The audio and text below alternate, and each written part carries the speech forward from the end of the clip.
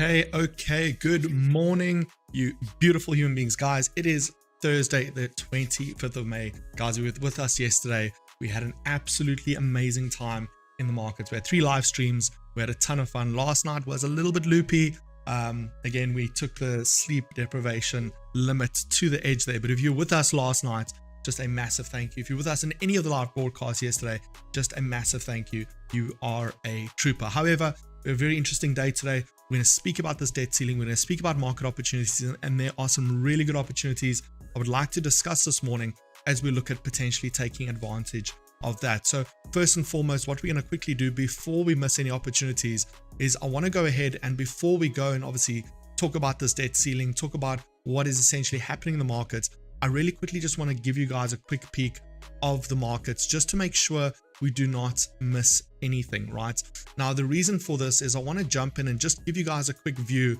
of what has just happened on US City, and I don't want us to miss this opportunity. US City, gold, this is XAU USD. US City potentially going to follow a very similar pattern, but gold has been sitting in this bear market structure from yesterday evening, right? Bear market structure consolidating towards the downside. These are some of the resistance levels, and we just popped through in the last 15 to 20 minutes on gold, right? So now you guys know the London market open can also have a change of market direction, but I just wanted to point out that we've just popped through this particular ceiling here, right? So this is where I'm starting to look for some longs, because this could set the opportunity or the tone for the day, right? We've popped through, come back for that little bit of a retest there, and we are going to be looking at getting in. So I'm going to be popping in an order on a long on gold. I had a long in a little bit earlier. My stop loss was set to break even, but I'm pretty much putting in a position here, setting it below this diagonal structure. So that is what I'm going to be holding just as we go through some of the news and go through some of the data. Again, in terms of US City tried a very similar thing, right? We've got a very similar market structure on US 30. I'll zoom out for those of you who weren't with us yesterday, and just talk about really quickly what it is that we're seeing. And I just want to speak about this, this market structure we saw yesterday, and the fact that we overextended towards that downside, right? We pushed through markets towards the downside. We've been held out below this level, but we made a temporary push into that resistance level this morning, right? We pushed through it. We've stabilized in this region. So I'm really looking at this morning, what is going to be that tone for the day, right? Now, again, as we get into this debt ceiling issue, this might reveal and give us some clues as to what may end up happening and how we can potentially take advantage of that. In addition, just so we don't miss out on the opportunity, we've been speaking about USD ZAR being in this sideways channel that's been sitting here for a while, and USD ZAR has finally popped out of this channel. So again, I'm also looking at looking for some USD ZAR long position. So I'm popping in one long position here. We had a massive engulfing candle, but we still got a good amount of momentum towards the top side. And most importantly, we've cleared some of those major resistance levels that USD ZAR needed to clear towards to make any sort of topside gain. So I'm at the moment looking for a USD topside move. However, I'm also looking at a potential gold long. Now, that correlation, right, I just want to say off the bat, in order for gold to go long, we are looking then for a weaker dollar, which would not entice a USD ZAR long. In fact, it should actually strengthen the South African rand. So that correlation, I will say up front, for the key eye among you may say, well, hey, listen, the correlation is broken. However, in this particular case, I'm looking at pure price action to potentially determine some of these market directions. So I'm going to put in some alerts here really quickly as we dive into some of the news and dive into some of the data, because obviously don't want to miss out on any opportunities should we start to break into some higher territories, or if we fail the structure. Now, if we fail this gold structure, and I have moved away some of the icons, I know some of you guys asked, please, can we move away some of the icons? I've reframed some of the windows. It's looking better. It's looking a bit sexier. Love to know your comments and your feedback. So you should be able to see the currency pair as well as the time frame that I'm in, and I've made sure that has remained quite clear, and I started working on that early this morning. So if you ever are unsure about what it is we're looking at, please, you're always welcome to ask, but I will also clarify. The main thing for me this morning is that, do we hold up here on gold in this zone? We got, again, as I said, that little bit of a push 20 minutes into, just before the start of the London session, And this is going to pretty much determine the outcome for the day in terms of the direction, at least until we get close into that US session. So I'm very keen to watch out for this. This push here tells me we could be seeing some upwards momentum on the price of gold for the day. So that's what I wanted to get into, and I just wanted to make sure we're aware of that. If it pops off in the background, I've got a few alerts set up north and south of our current position. We'll flick back into the charts, but let's move into the big talking point in what the world is obviously speaking about in terms of what most of the world is speaking about, right? And this is in terms of this debt ceiling. Now, we did the FOMC, what I thought was going to be the minutes last night. It ended up being a Silicon Valley Bank discussion debate amongst politicians, right? We played around in the markets a little bit, but it wasn't exactly what I was thinking in terms of an FOMC minutes or meeting or minutes of a previous meeting. So we stuck around for that. We had a little bit of fun with it last night, but honestly speaking, we didn't get any valuable information that we didn't previously know. Now, there were a few questions thrown in towards this debt ceiling and what is going to end up happening here, right? Now, there's a few articles that I've seen this morning, a few articles that I've dived through, but in essence, there's talks about a potential deal that will be reached, right? And this is just due to the fact of there has to be a deal reached. Now, I went back into the past and I looked at the previous time we've had a debt ceiling. And again, this is quite a funny one because under Trump's administration, they raised debt ceiling 3 different times without much sort of issues or much sort of hesitation or pullback. I'm getting some alerts. Let's just double check where we are. Okay, so gold is pumping through the ceiling there. Nice, big, healthy push there. So if you are in with me on that gold position, that might start to reveal the direction for today. So I just want to make you guys aware of that. Gold's already pushing up probably about 10 or so pips towards that north side. I would have liked to have held my original position there, but again, that's one of the beauties of going live is you've got to balance multiple sort of responsibilities there. But in terms of the previous debt ceilings, Trump has lifted it 3 previous times without much side of the fence, Republicans or Democrats making any fuss about it. Now that it's being raised, it's obviously utilized as a political catalyst for either side to get something of that they're looking for. Now, this is just general politics, right? Either side's going to argue for different spending techniques, different budgets, so on and so forth, but it will eventually be raised. The key thing for us as traders is not necessarily to get into all the details and get dragged into the politics of it, but once it is raised, we will then see an uptick in markets. However, there is one other thing that can potentially happen that could be adverse to markets, right? The previous time the debt ceiling was approaching or being reached, right, they took too long to resolve it. And as a result, some of the international rating agencies rated or downgraded the US debt valuation, right, which was a major negative for US stocks, for US markets. Now, that could end up being the case again, right? So again, even though the markets are potentially selling and all the rest of that, a potential downgrade of US debt or US investability could be a last minute swing that nobody may anticipate, and that could cause quite a bit of volatility in the market. So as much as we're essentially looking for that upside move or potential sentiment to change around US stocks and the dollar as a whole, right, there can be that left slap that comes out of nowhere, which could be some sort of change in the grading or the rating of this US debt and or deficit. So I just want everybody to obviously be aware of that. Now, just looking at some of the fundamentals that are due on the economic calendar for the course of today, we've got some South African Rand PPI data that is going to come through at about 11:30. As we've seen in the past, right, South African Rand being the rattlesnake, being what it is, doesn't always react to some of these major sort of economic indicators, or at least fundamental data points, right? Can sometimes act completely adverse and can sometimes act nothing, almost hardly react whatsoever. The item of interest for today, we will be going live a little bit earlier for today's dollars for lunch. This will be a premium plus session. So again, you need to make sure that you've got that HFM or Trade 245 live account open and funded. This afternoon session is a premium plus session. We're starting a bit earlier. We're going to be covering this GDP data release. There is going to be volatility. There's going to be a lot of discussions. We could even see some sort of resolution or at least direction on this debt ceiling type discussion. Remember, we only have today and tomorrow, and they've got a limit to essentially have this resolved by the 1st, right? That means they've only got until next week, Thursday, to come to some sort of conclusion. and leaving it to minute 99 is not beneficial. So this afternoon's Premium Plus will be a Premium Plus session. Dollar for lunch will be a Premium Plus session. So you want to be open, you want to have your account open, you want to be funded. So let's get into the GDP data and what is this going to mean. And we have multiple GDP releases, and I want everybody just to understand this, right? When we receive GDP data for a particular quarter, specifically on something like the dollar, which is a major or world reserve currency, right? They don't just say, hey, here's the GDP data, gross domestic product for this quarter, done, dusted, right? We get 2 preliminary data releases, and then we get the real or the final data release.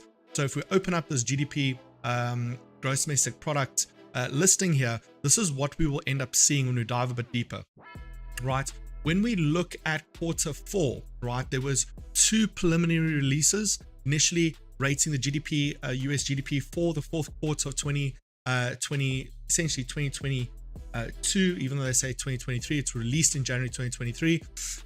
Initially came in at 2.9, it was then revised, the second preliminary with 2.7, and then the final result was a 2.6. So this tends to float, right? When it comes to quarter 1, right, we've had 1 preliminary already, and we're going to receive the second preliminary this afternoon at 2:30 GMT plus 2. Again, gross domestic product, one of the biggest indicators towards an economy's health. So we will be trading that live, and there should be quite a bit of volatility surrounding that particular data release. Now, again, for those of you who are in South Africa, and I've spoken about this time and time again, with regards to what's happening in the rest of the world, there is a ripple effect that happens right here on homegrown soil. And this is one of the important things about understanding the markets, understanding what it's to be a trader, and understanding how to go through the data, understand what is happening in the markets, right? The inflation that was running in the US as a result of quantitative easing, which is essentially a fancy term for just printing money, creates inflation. In order to curb inflation, interest rates are then raised in order to slow down and cool down a very hot economy to avoid hyperinflation. As a result of what happens overseas, there's a knock-on effect here at home. What is that effect? The effect means that we are going to receive another interest rate decision that is going to be happening today at 3 o'clock on the South African Rand. Now, what does this mean? We have 2 numbers here. We've got a prime rate, we've got an interest rates decision. Interest rate decision is the base interest rate, right? When we refer to prime is essentially the base interest rate plus 3%. So currently at this moment in time, base interest rate sitting at 7.75%, prime is sitting at 11.25%. There's a very high likelihood and estimates that the interest rates for both base and prime will lift by 25 basis points or 0.25%. So what does that mean for us? What does it mean for you, me, anybody else, right? If you have credit facility, whether it be a home loan, car, anything that has a variable interest rate, is not fixed, it means that when this interest rate decision comes out and they lift prime, they lift the base interest rates, you'll be paying more at the end of the month. You'll get an announcement, you'll get a notification from your bank saying that your mortgage, your bond, your car repayment, your credit card, whatever it is sitting in a floating interest rate environment has now been adjusted. You'll be paying more to maintain that debt. Okay, this is why these things that, you know, people say that they Forex traders, right? They just literally look at charts. There's a lot more to trading the world, the market, understand economics and politics, and there's a very real impact on every single person that's watching this and everybody around the world for that matter. So we are going to be receiving that. I will be doing a deep dive on what has been past results on the South African Rand. As we've seen in the past, the South African Rand has never really acted with certainty every time this has happened. This is going to really come down to essentially what has been past reactions and where South Africa sits politically at this point in time, the sensitivity. At the moment, I can tell you now, people cannot afford to be paying more to service the interest or the credit that they currently have. So that's going to, I believe, have a pretty big effect on the South African Rand, but we will see. Another big item is going to be pending home sales coming out at 4 o'clock. So again, this afternoon's Dollars for Lunch is going to be an extended session. We are going to cover that GDP data release, and we're going to trade all the way up into 4 o'clock. We're going to take it seriously. We're going to see how many pips we can bank over that session together. And then this evening, we are hopefully not going to be having any weird, strange live broadcasts that will take us into midnight. Yeah, so that's the goal. That's the hope. That is the dream. So let's move into the markets and let's have a look at what we potentially can be doing this afternoon, or this morning at least, into this afternoon session. So as we can see here, this is currently again looking at gold. Gold is starting to show us there's a little bit of hesitation here. We got that initial pump in volume, but we are what looks like sort of consolidating into a symmetrical triangle. The key eye among you may also identify this price action formation as a pennant, right, which is a continuation structure. So again, when we talk about price action structures, we talk about pennants, we talk about these things. These are not written in stone that it has to happen. It's just high probability situations that they do end up materializing in a particular way when you look at it time and time over again. So when we talk about a pennant, we often have some sort of rise in market structure and a parallel sort of consolidation setup here. And this in most cases can be a continuation towards the top side. So I'd be keen to watch out for that for this morning session, and maybe we even get the breakout prior to us concluding out this session. US30 has failed to really make any substantial move above this market diagonal. It started to move quite sharply leading up to the London session, or London Open rather, but has really sort of not really made any substantial damage to that resistance level above that current situation. So again, we've got some decent support here. And again, I don't believe any of these trades right now are going to be our long-term swing big trades, right? We want to be in a position that when this debt ceiling, when some of these talks are resolved, we will see big market moves, and that's where we want to be. We want to be on the side of the market. Everything we're going to be doing up and until the situation resolved is practically scalping, right? Unless anything else pops out that we haven't yet already resolved. I can see Hein is in the house. Hein, I sorted out your logo. You can see it's there. You can now see your charts. So thank you for pointing that out. And yeah, let's have a look there. So right, moving into NAS, I want to talk about this one really quickly as well. I believe it was Alvin last night, or it was Fabian, not 100% sure, that wanted to go long on NAS last night. And they did, potentially looking for that reversal at around, if I remember correctly, Fabian, I think you mentioned 13,760, something around about that nature. However, I just want you guys to see this really quickly, right? This is NASDAQ US 100 tech. And if we have a look at this current market structure, we can see that we've obviously pushed back up into what was once support / resistance. We've pushed back into that zone, and we're now currently teetering in this level here, right? And I believe this is going to be fairly important for a couple of reasons, right? Now, again, we often use Fibonacci for retracements. However, if we consider if this is a break of structure, right, then we need to then consider the possibility that that is now the new impulse, or that is the new direction.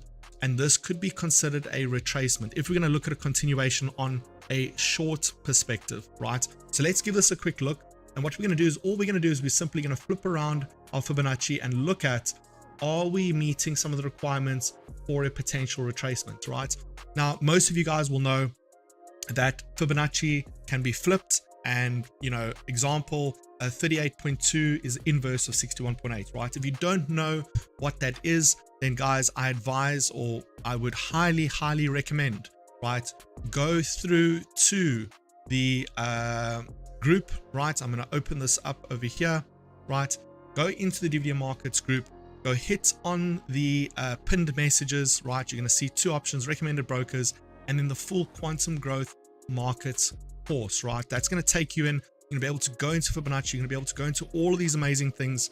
And Fibonacci is one of my favorite teachings, right? So you can go in there, smack price action Fibonacci. It will open up, and you can go literally study and dive into the data for yourself and see what's happening in the world. So for those of you who know, it's inversed, right? 23.6 can also be a 78.6.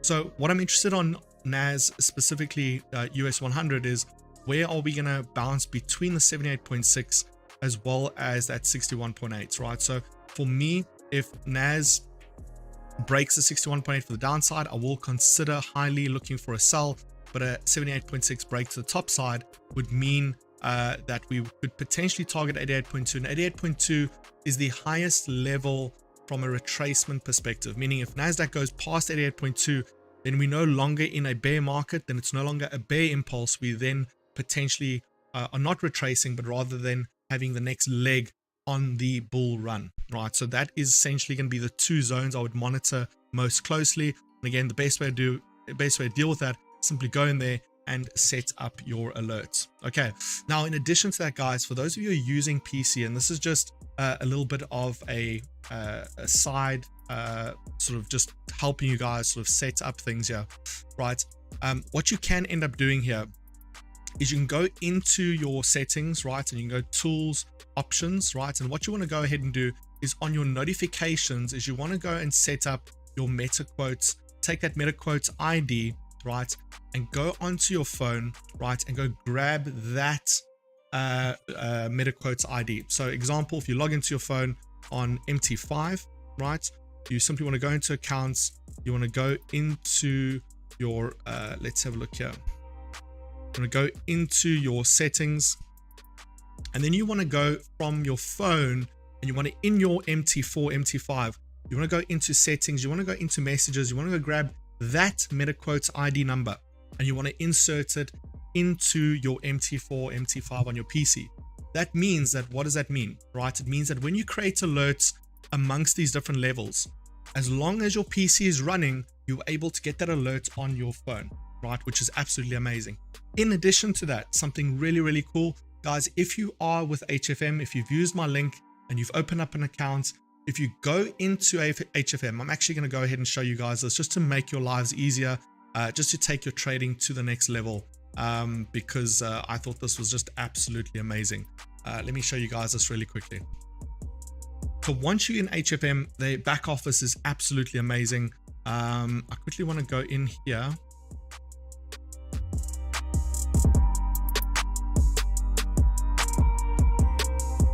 Okay. Beautiful stuff. What you can go ahead and do is if you log into your platform, right? I'm going to quickly go ahead and I can't really share the screen. It's going to have a bunch of information I can't show here. But if you go into CFD trading, you can see there's a bunch of trading tools, right? And what you're going to have is a bunch of things that you can use as trading calculators. But most importantly, if you have an account of different sizes, you can go and get a free VPS, meaning virtual private server from HFM, meaning when you set up these notifications, when you set up these things on your PC or you're trading through your VPS, it'll automatically go ahead and they'll give you a VPS. So you don't need to even worry about that. Your MetaTrader will stay online permanently.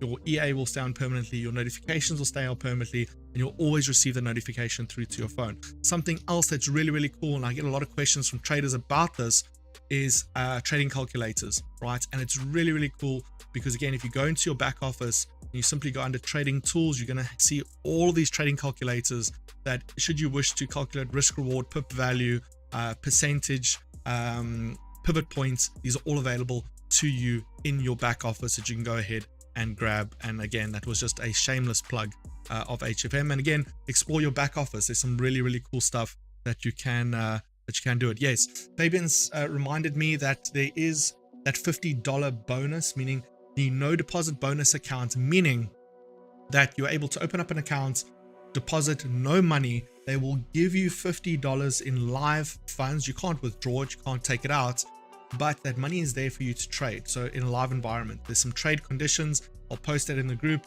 but up to $1,000, meaning if you go from $50 to $1,000, you can withdraw that as your profit. And we already have clients that are already doing it, and it's absolutely amazing. It's next level, right? So just a quick reminder and plug of that. I was asking, is there a premium plus group? There is. I will get you guys added. We just are still working out some of the kinks and the bugs in doing some of those auto verifications, right? So just quickly having a look at gold this morning. Again, as I explained, we're sitting in that potential pennant / continuation phase, and this for me will kind of determine the next phase in gold for me for today. So you don't want to miss this. You want to make sure you are aware where this market is sitting, and if you start to see breaks further high, you want to potentially start looking at getting in there, because again, this would signal a change in structure from a bear structure to a bull structure. And again, yes, I am looking at this on 1 minute time frame, but I'm looking at it just purely from an entry perspective, right? To try and get the earliest possible entry towards that top side. Now, just from a very, very small price action perspective, I'm seeing all the right signs here in the sense that We've got little pushes up, we consolidate down, push up, consolidate down. So these are all good bull market structures in the sense that we've got a lot of bull activity here. Lungs is saying 4 lots is a lot.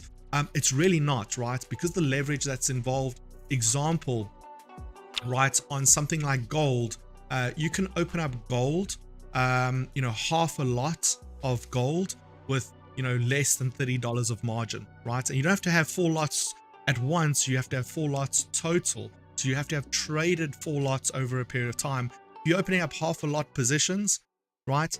How many times do you need to open up to make up 4 lots? 8 positions. You need to trade 8 positions to qualify in order to take out whatever profits you have made.